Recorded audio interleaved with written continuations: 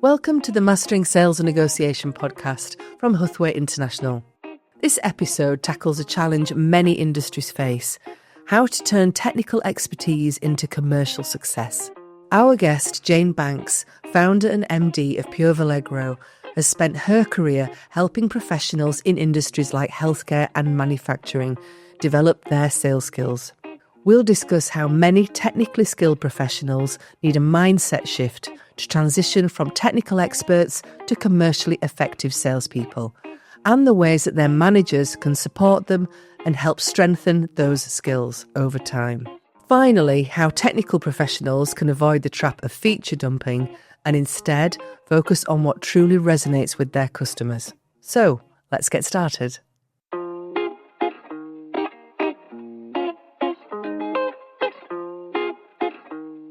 Jane, welcome to the Mastering Sales and Negotiation podcast. We're very happy to have you here. I'm happy to be here. Thank you. Great. Tell us a little bit about your journey and how that eventually led you to Pure Valegro. Oh, goodness me. Where do you want me to start? I think fundamentally my career has been in HR and training.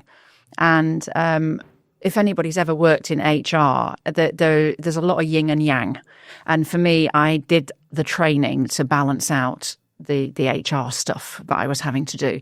So I've been in training for 30 odd years and spent 15 of those in healthcare and built what is, in my opinion, one of the best commercial training teams anybody's ever had. And if you're watching this, guys, I'm very proud of you all. But we had a really excellent commercial training team. And then just really, life happens, and there was a reorganisation. So I left there at the end of 2023, and approaching 60. I was like, do I really want to be sitting in front of somebody half my age trying to prove to them that I know what I'm doing more than they do? And decided no. So I set up on my own. And Valegro is an internationally recognised dressage horse now in retirement. And horses are my passion. And so Pure Valegro, Valegro means gift of gold.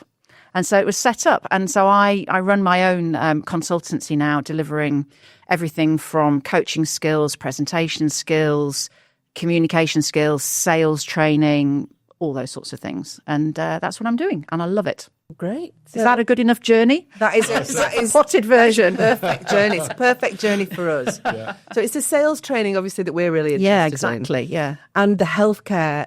The sales training with the healthcare, obviously there are challenges associated with that. What kinds of things what you experienced throughout your journey doing that? Well, for me personally, very different, because I've always worked in healthcare across Europe, Middle East and Africa, so not one particular country.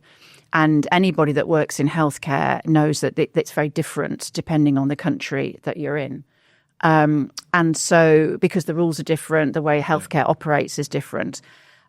So the thing that I think I realised early on when I first started in healthcare was with Leica microsystems and research microscopes, pathology, things like that. Amazing technology, but very, very different depending on the sector that you're in.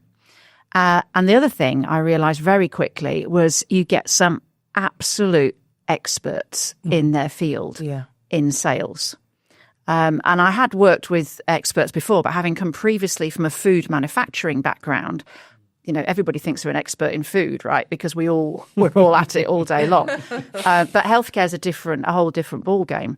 So we were getting people in the business who were really experienced clinicians or had years and years working in A&E or in intensive care or in any number of departments in healthcare, and then they moved into sales. And so they come in and they usually believe really strongly in the company and the product that they've moved into. Certainly when I worked at Baxter and in Gambro, people would say, I love your product. I love what you do. I want to work for you and tell other people about it. Mm-hmm. And you're like, fantastic, that's great. But then they come in and realize that selling it is a whole different ball game to being part of the team using it, even just to the point when somebody's demoing, for example, a device. We had one device that we sold that's about yay high, And when they're using it, they stand right in front of it. And they're like, right, we do this. And so, but when you're demoing it, I mean, it's a simple example, but you have to stand at the side. Because you're not doing it for the patient, you're doing it for the people watching and trying to learn. So little things like that, you really had to kind of train and try and help these people who were subject matter experts become really good persuaders and influencers. And I think we've worked with a lot of, both within healthcare and medical devices, but also within other areas of high technology stuff. Yeah. And whether we're working with people who've been in product development, or we're working with people who've transitioned from being doers, using this equipment, which is incredibly complicated, into sales, whichever route they come from, we've always found that there is some difficulty in getting them over that first hurdle of this is a different role. What were those challenges in taking people, those clinicians, and kind of sculpting them, moulding them into salespeople who could make that difference? I think the biggest challenge is that their subject matter expertise is their safety. Yeah. Yes. That, I know this, so I know that I know what I know. But and the person that I'm talking to may not be as convinced as I am. And I'm very passionate about what I do. So I am going to just talk and tell them everything I know about this amazing therapy, product, whatever it might be. And eventually, to prove my expertise, persuade them, it's going to be a style of sort of literally substance over style almost. Because I'm just going to persuade them with all the detail. And the challenge in sales training is to say, it's really, really not about you. Yeah. Park yourself at the door and come in curious. And I think one of the reasons that I've been successful to a certain extent in sales training is I don't have any subject expertise. In all the things that I've ever trained on, apart from the coaching and the leadership stuff, I am not a subject matter expert in anything clinical or technical. Yeah. So I'm naturally curious. So you have to ask all the questions. So I have to ask all the questions. And when I am training people, I say, well, what would you say, Jane, in this situation? And I say, honestly, I would sit there and I'd say, I am really curious to understand how it is that what you're doing at the moment is working for you. Yeah. Because I don't quite get it. Can you help me understand that? Yeah. And they talk to you and tell you. And then you say, okay, so if that's the case, then doesn't that have an implication? Doesn't that have a knock-on effect here? Yeah. And that's what I'm struggling with.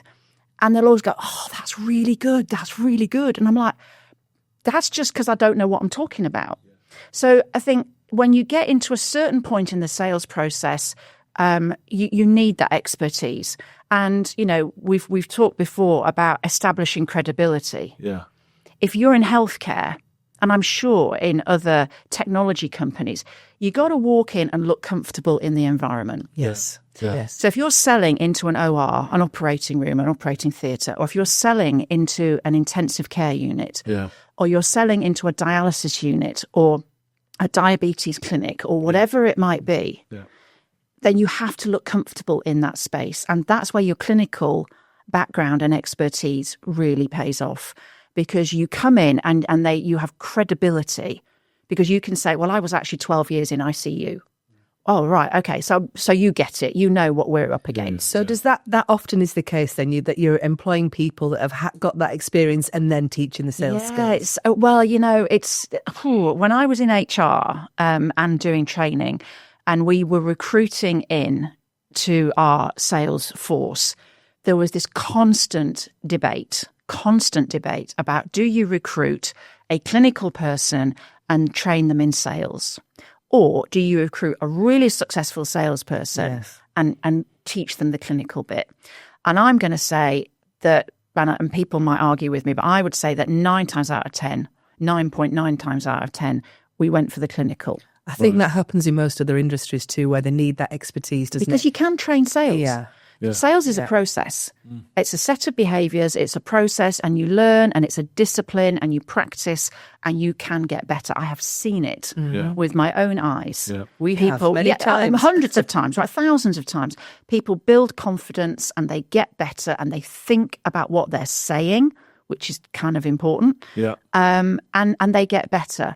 What is really difficult to teach is the familiarity of walking into a very intense healthcare setting and being comfortable enough to be able to have that conversation. And some of that is just about understanding the time pressures that the people with whom you are meeting are under. You know, you're just like, no, we literally have to have this conversation Running down the corridor. Running down the corridor. Chasing minutes. I mean, I've heard people who sell into surgery, you know, chasing a cardiologist down who thinks they're, you know, the best thing that's ever happened anyway. Of course, Please forgive me, all cardiologists, in case I ever need heart surgery. Yeah.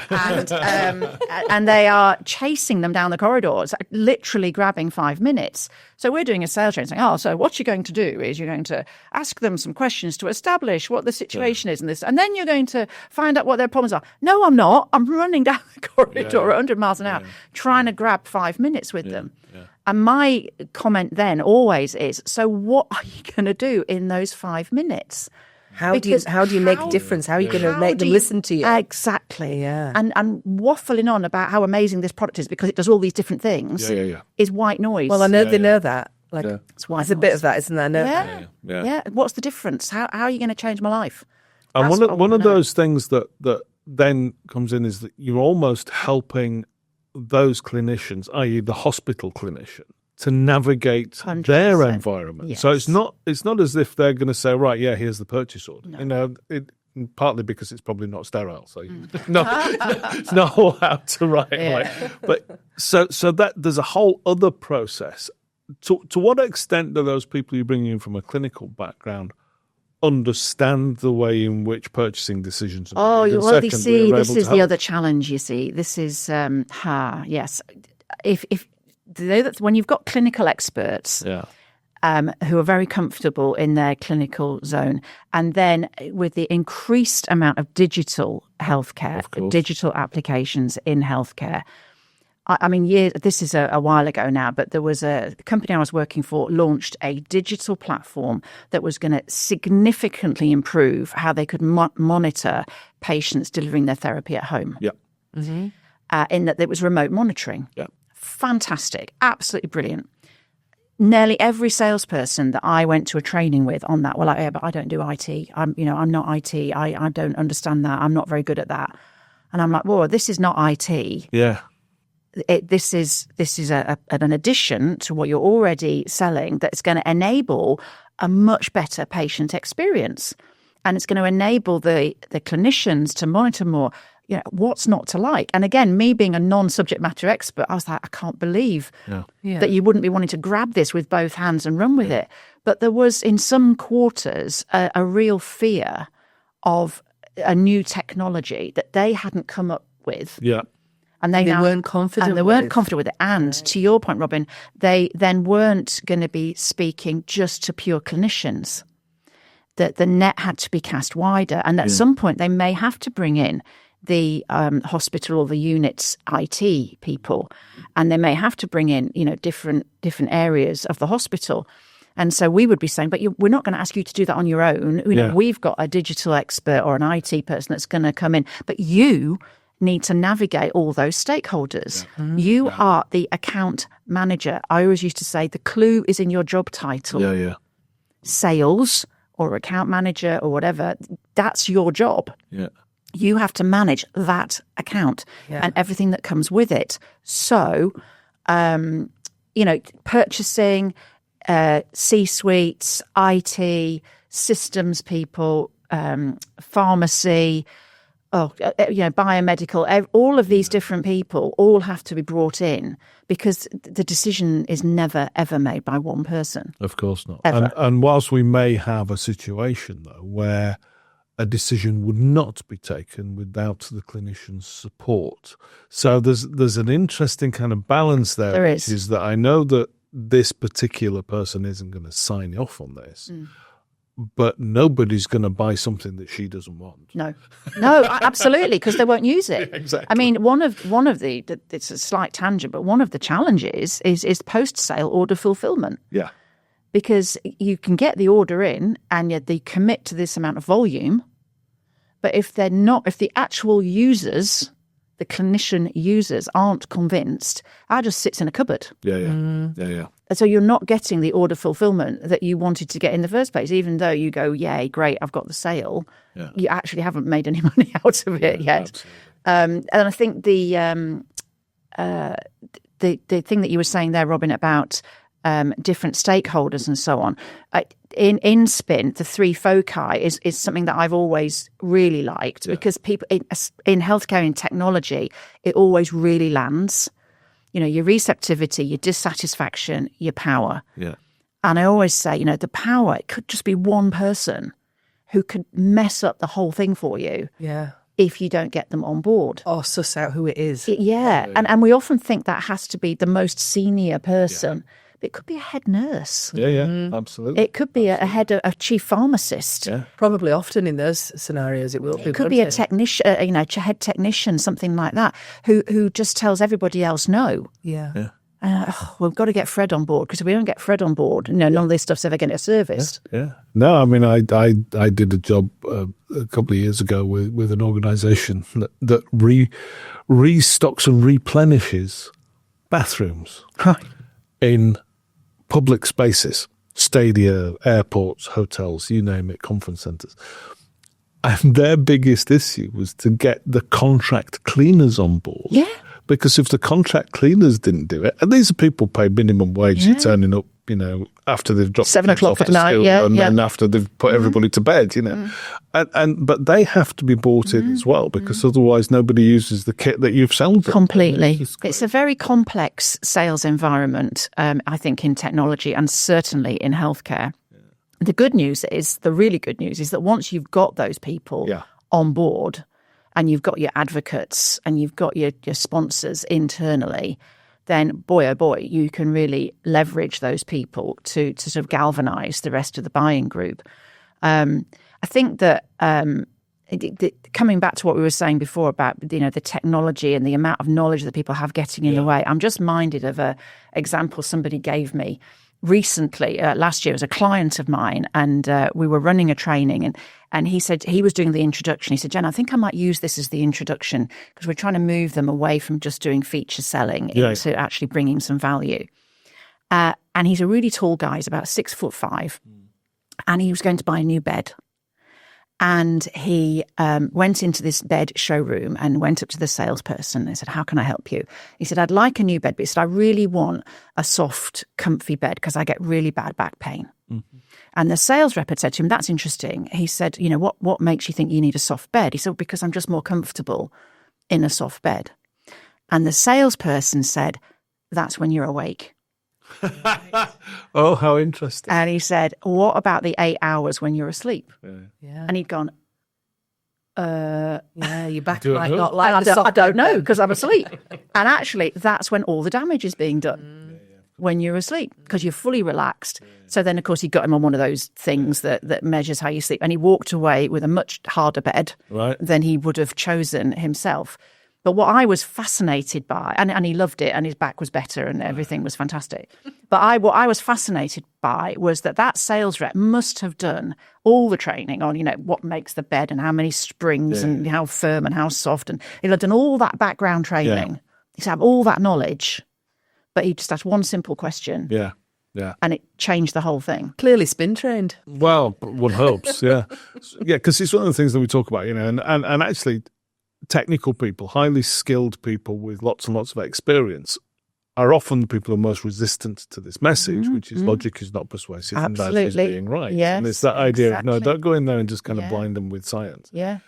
Find out what it is that they require. Yeah. So we've talked a little bit about navigating the stakeholders within the organization and preparing for that. We've talked about persuading people to take positive action, even though you've got, 90 seconds of their attention. We've talked about the idea of parking your expertise at the door and bringing your curiosity in. What was that in sum that you were trying to get those clinicians to do? When you first took on a clinician into a sales role, where did you start? What was the bit that you kind of had to start with to unravel the rest of it? Good manager. You need a good sales manager. Sales managers, you need a good sales manager always. Because you can have people in a training, as you well know, but if it's not followed up, if it's not coached in, if it's not practiced on a daily basis, you lose it a little bit.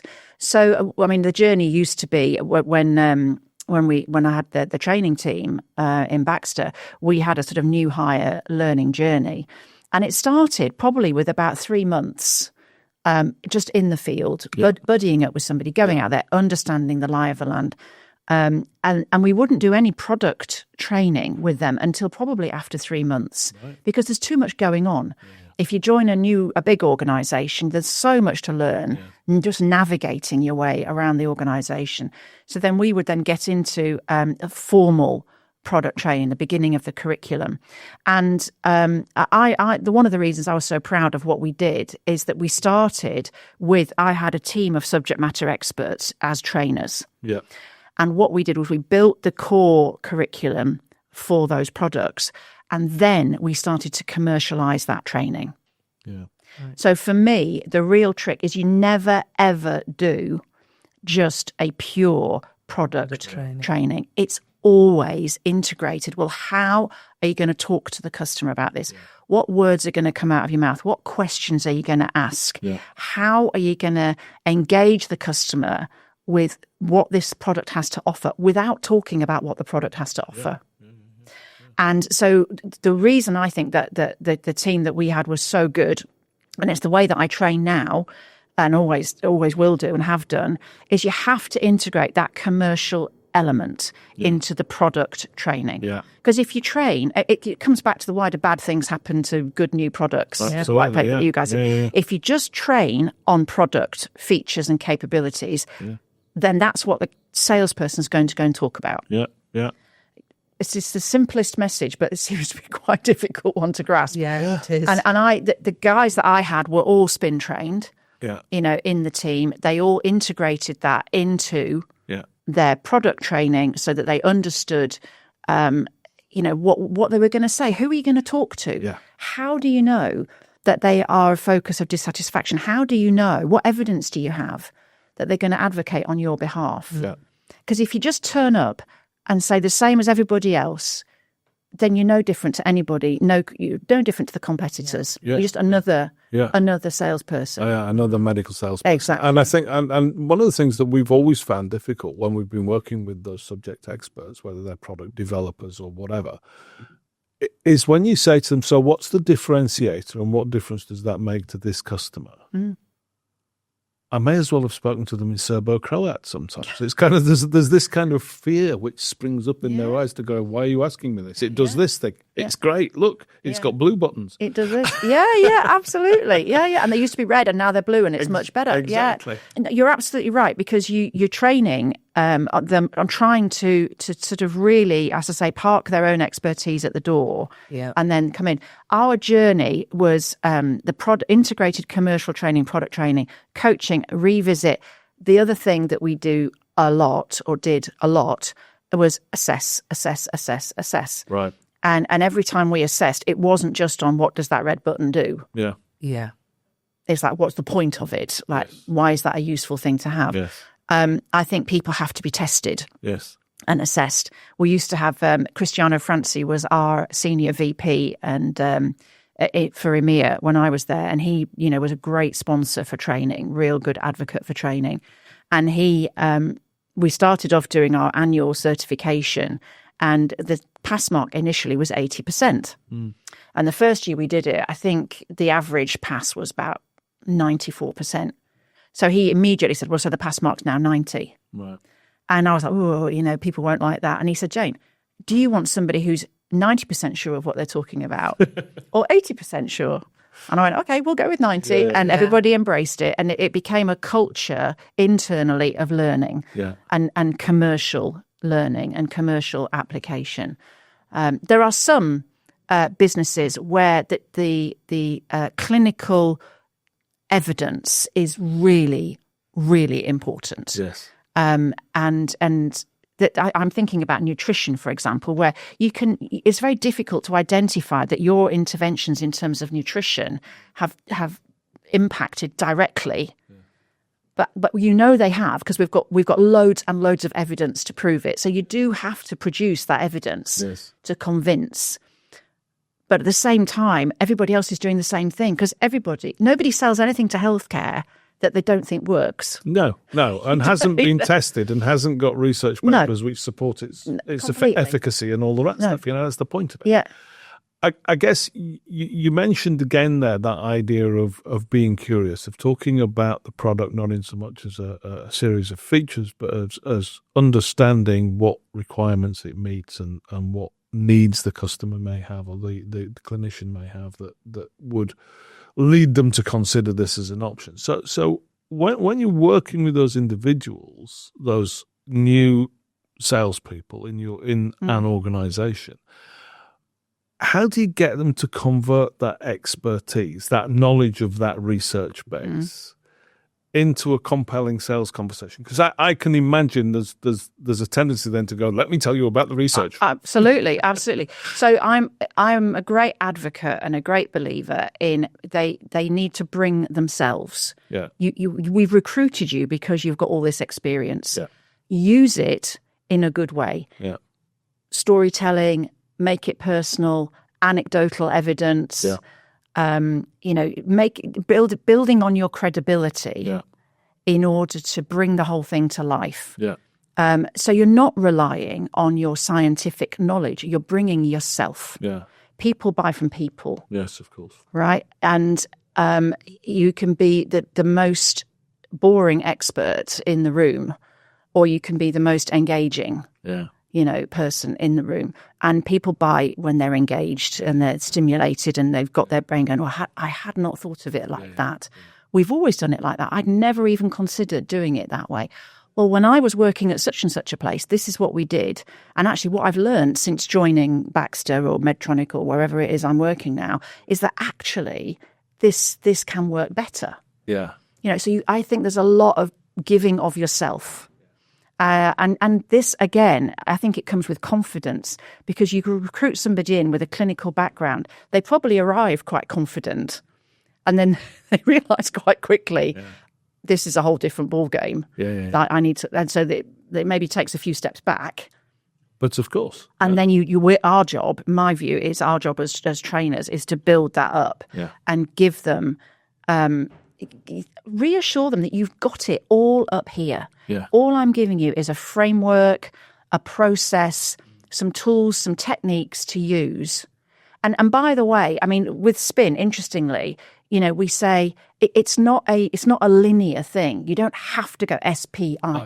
It's a conversation that you're going to have. And the analogy that I've used a lot in the last 12, 18 months has been, it's like going to the gym.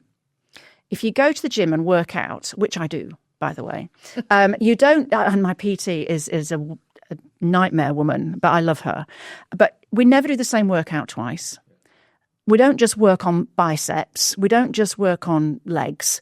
Each time we do a different part of the body. Why do we do that? Because when the situation presents itself to me, I need to be able to access whatever part of my body I need to lift a heavy box, to run for a bus, to help my elderly father upstairs, or whatever it might be. And the same applies with sales training. You learn it, you store it away, you practice, and then whatever the situation you're presented with, you can go, right, this is what I need now. Do you think that stops them from getting overwhelmed with everything? Because obviously they've got all this clinical information, they've got to learn all this product stuff, and then they've also got to be a salesperson on top of that. So is that a bit of a comfort to them then? They've got this methodology that they can kind of link through. Yeah, I'd like to think so, because the other thing is in healthcare, there's the fear of getting it wrong. Because there are serious consequences, right? If you give the wrong message, if you say the wrong thing, there is a fear of, oh my God, what have I done? So I think if you've got a trusted framework, the other thing you were saying, Robin, about how do you get them on board? Persuading people that preparing for a sales call is a good idea.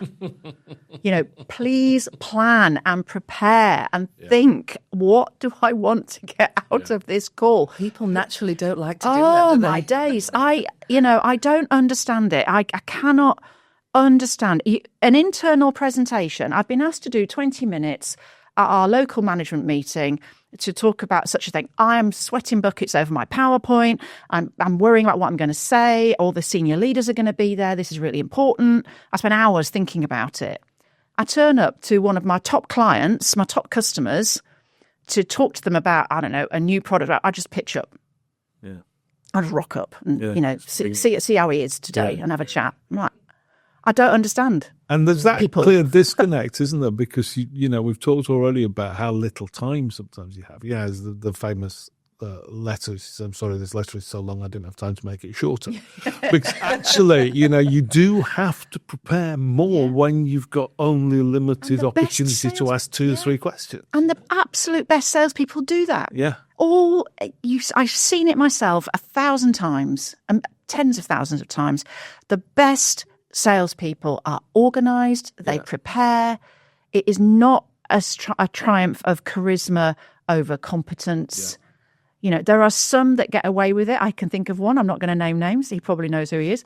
Very charismatic, very engaging, could win over an entire room of people probably in 30 seconds. Yeah. Brilliant. Gifted. Not everybody's got that. No. You have to have a level of competence, and the best salespeople apply that rigorously. They just do, and you can see it all over them when you talk to them. The clinical background is there as a backup to their absolute core skill, which is selling. And to a certain extent, that clinical background is kind of the entry ticket. It's like you're not getting through the door without it. So you might as well have that first and foremost, but don't rely on it. From there on in, it's about using a different set of muscles. Exactly. So how do salespeople then exercise those muscles so that it becomes accessible to them at the point of need? That idea of building what we would call in L&D circles unconscious competence. I just know how to do this now. Yeah. How do you get them to that point, or how do they get themselves to that point, I should say? I think it's practice, isn't it? It's practice. When I do sales training, you do the whole framework, the whole training process, and then the next steps are don't try and do it all at once. Yeah. In think about the next 3 sales calls that you go on, and say to yourself, right, in this sales call, I am going to practice trying to get into that conversation 3 implication questions. Right. Or whatever it might be. Yeah. Oh, I'm going to try and get to a benefit statement. Or better still, I'm going to be sure that I've got a really good advance. Yeah. And so break it down into bite-sized chunks and manage and do those bit by bit. But the absolute game changer is managers coaching. Yeah. It is an absolute transformational thing. If you've got a good manager who coaches and asks, the example I'll give you, I learned this very early on in my career, way back in about 1873, when I was in HR. I was in HR in food manufacturing, and I'd just been promoted to group HR manager. So I had 4 factories, and my boss, at the end of the first week, I'd been promoted officially on the Monday. On the Friday, she gave me a ring and she said, "Hey, Jane, this is the MD. How's it going this week?" I said, "It's been really good." She said, "Oh, well, chat. What are the sales figures looking like?" And I said, I don't know. She went, "Oh, well, I'll tell you." And she gave me a quick overview, and this is what it was meaning for us. I went, "Okay, fine." It was an unplanned call, spontaneous call. So I carried on with my little world. Following week, she rang me again on the Friday. I was like, and she said, chat. What are the sales figures looking like? I was like, damn it. And I said, I don't know. God. And I was so cross with myself. You can imagine the 3rd Friday, I was so all over the ready. I was so ready. I'd spoken to the management accountant. I said, "Right, Stuart, tell me everything I need to know." And she rang up and she asked me the same question. I said, "Let me tell you about the sales figures for this week." And I thought it only took 3 times. Yeah. Nobody wants to get caught not knowing. So if you're a sales manager and you have 4 or 5 basic coaching questions like, what is your planned advance for this call? Yes. Yeah. And if you ask that every single time, Yes. Yeah. your reps won't take long to cotton on and say, I don't want to get caught not knowing. I've got to think about this a I bit. am absolutely going to think about this. Yeah. You know, what is your planned outcome? What benefit statement do you want to get to? You're running down the corridor chasing a surgeon. What is your initial advantage statement? What are you going to say? Yeah. Or there are some really simple, basic questions that you can ask where they will get it. And without that, Robin, I don't know how you get people to do it. And the thing is, you could do that, you know, in the corridor, in the lift, you know, getting a cup of tea, you know, all of those things. Yeah. So that's relatively simple. But it speaks also, you mentioned before the idea that you've got your senior VP for the entire region, who's very supportive of that, who's committed to standards, which is really important as well. So you've got that's a good place to be. Very good. What role? How did that cascade down through those sales managers? So it's not just coming from you as the L&D person, commercial excellence person, whatever. Leadership, sponsorship of the mission that you're on is so important, so helpful. And if it changes, if it shifts to a leadership that is less, you can see the difference within months. Seriously, because when you've got a senior leader who is 100% invested in the people in that way, in terms of training, you don't have big discussions about, we're not allowed to train in the last month of the quarter. And we're not allowed to train for the last 2 months of the year. And by the way, August is out because it's holidays. So I've got basically 5 months to train an entire workforce, right? You don't have those same levels of conversation. There's an understanding about what it is you're doing. There's an understanding when you say, it'd be really good at the leadership team meeting to have an hour or half an hour on the agenda to talk about the progress that we're making and what we're doing with training. You get it. So that the investment in people in that way stays front and center of everybody's minds. I can't even begin to tell you the difference that makes. Sure. Since going out on my own, I have seen this in numerous different organizations. Some where the investment is really strong, and others where it's less so. Well, they're fighting. I mean, obviously, the investment must be there because if I'm coming in, then they're happy. But you look at the internal training structure, and it's less so, and it just makes a massive difference. When I was in manufacturing in the early part of my career, I was working for an organisation that was not doing well. We were losing money. When I joined, it was turning over so many million, and when I left, it was about half that. Right. I closed factories, I closed night shifts. I made more people redundant during that time than I ever could hope to. So you could say it really wasn't a great place. It wasn't being successful. Our voluntary staff turnover was less than 5%. Right. People were not leaving because I think one of the main reasons was because we were investing in them. We had a fabulous training program. We had a management development program. We had a supervisory development program. We had presentation skills, all sorts of different workshops that we were running, project management. And everybody benefited from it. And every time I did exit interviews or when people were leaving, being made redundant, they were like, I've just learned so much since I've been here. Yeah. So, sometimes training is the first thing that gets cut, or the travel freeze comes in so people can't travel to a training or whatever. Yeah. And you think, it's so short term. It's really short term thinking. And to go back to your healthcare experience, you turned that training team, didn't you? So you ensured that you had that competitive advantage. 100%. By the time I left, they still are those that are still there.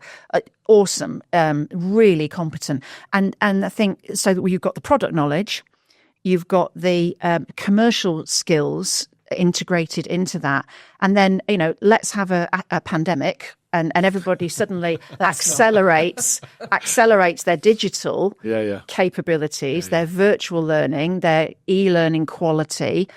We had, and I still advocate that a really good approach is we used to call it omni-channel training. Yeah. where we had Nano, which was literally, a thing that like a flash drill that dropped into your email, and it just asked you a quick question and you answered it, and it gave you the right answer, and then off you went. Then you have your self-guided, sort of e-learnings. You have your virtual trainings. You have your face-to-face. Then you have your big webinars. So you've got the whole spectrum of how people can learn, and you're meeting them where they are on that learning journey. Those you talk about how do you get people to remember, those sort of flash drills are brilliant. Just you finish the training, and then for the next 6 or 8 weeks, they twice a week, 3 times a week, an email pops up asking them a specific question about that product or about whatever it is they've just learned, and they answer it. And you can, as a training team, you can monitor the answers and see how people are getting on.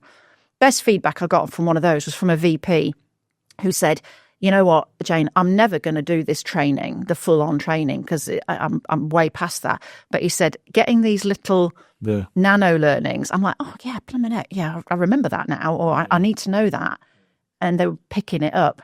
So I think the reinforcement, you do the actual training event, but the reinforcement can take many different forms. Yeah, absolutely. Afterwards. And that's how you keep it alive. And I think one of the things there is that you've got that idea of the kind of nano learnings as you describe them, the drill. And I have seen those used really, really well.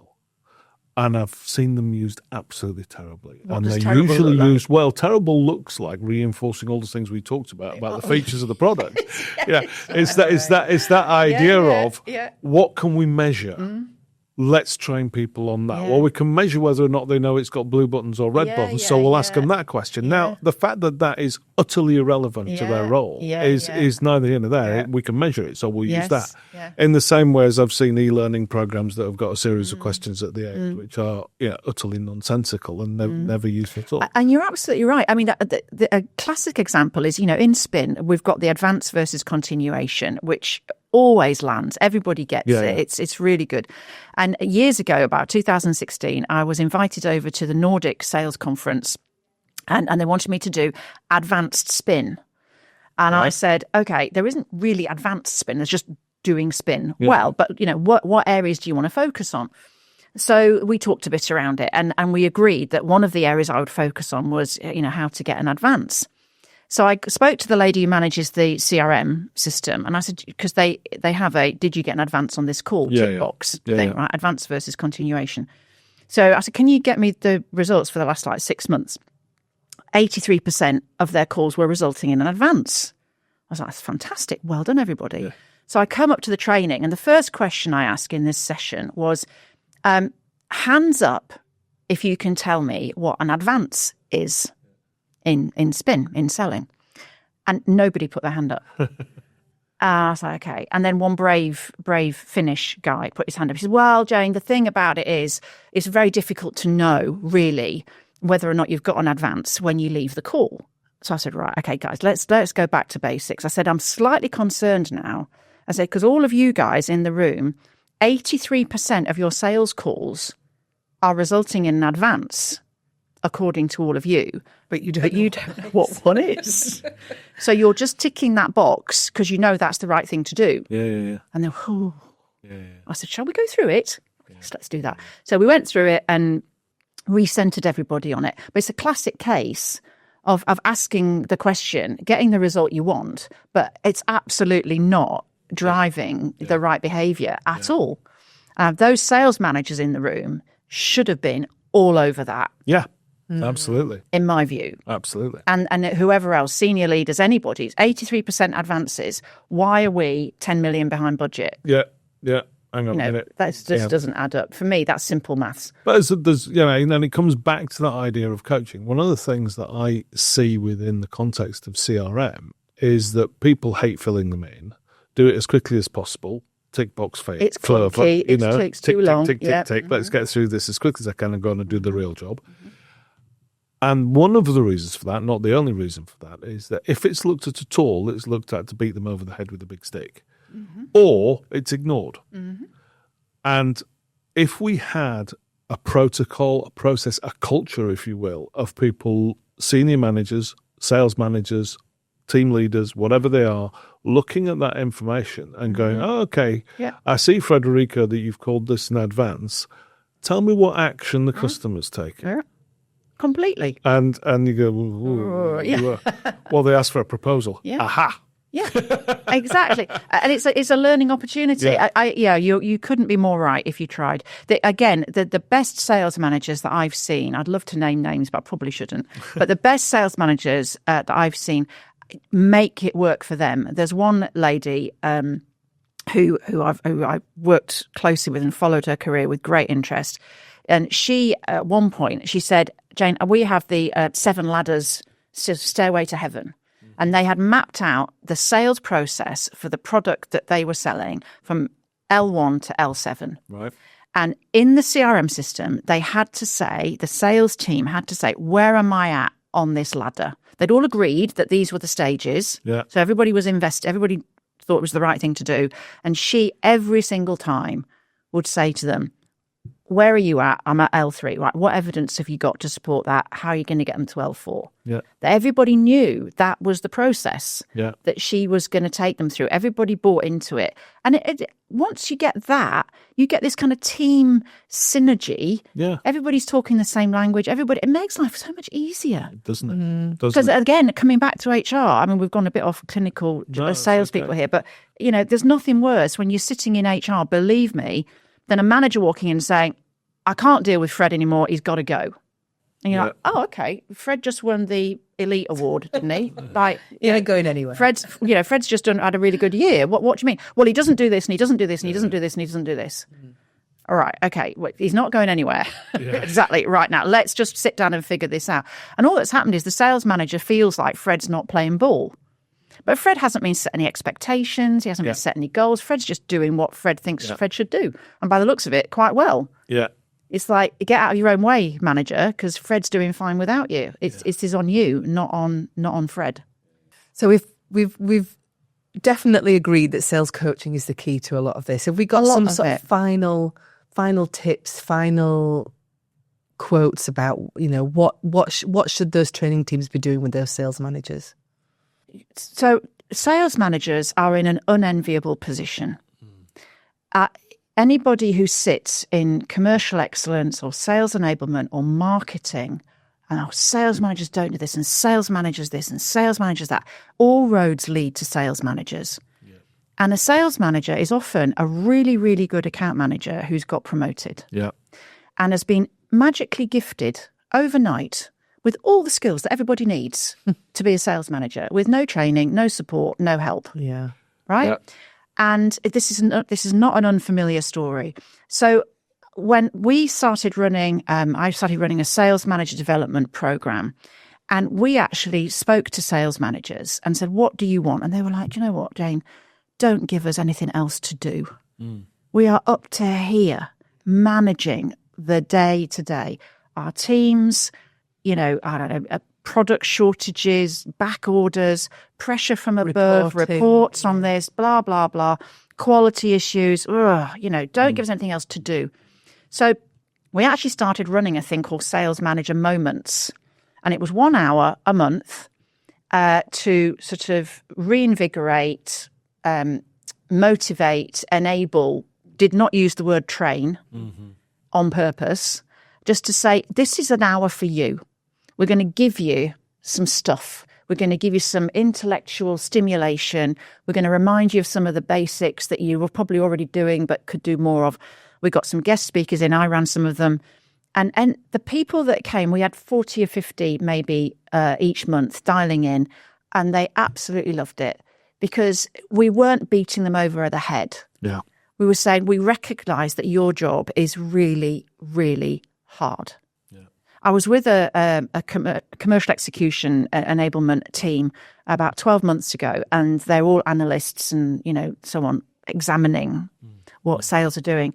And they were like, oh, it's all sales managers this, aren't this, they're not doing this, they're not doing this. And so I just said, how many of you would like to be a sales manager? God, no. No. And I said, why not? Well, it's a really difficult job. Really? Yes, it is. Yeah. And we're supposed to be helping them. Yeah. So sales managers need support. They don't need beating over the head with a big stick. They need support. They need encouragement. They need reminding of good practice. Absolutely. They need to be given time. No, don't bother them with petty reporting questions just because the senior person hasn't dug into the CRM themselves or whatever it might be. A bit of inspiration. A bit of inspiration. And again, I can think of so many examples where I see that working super, super well. And you don't get these horrible, horrible meetings where somebody's just getting publicly beaten up for not having done whatever they need to have done. They're actually being encouraged and supported. And what do you need? And how do we help you get there?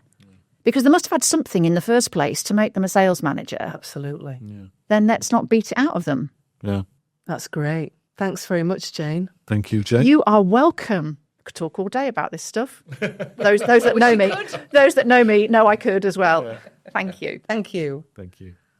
If you've enjoyed this episode of the Mastering Sales and Negotiation podcast, don't forget to follow the entire series over at huthwaiteinternational.com or alternatively via the place where you get your podcasts.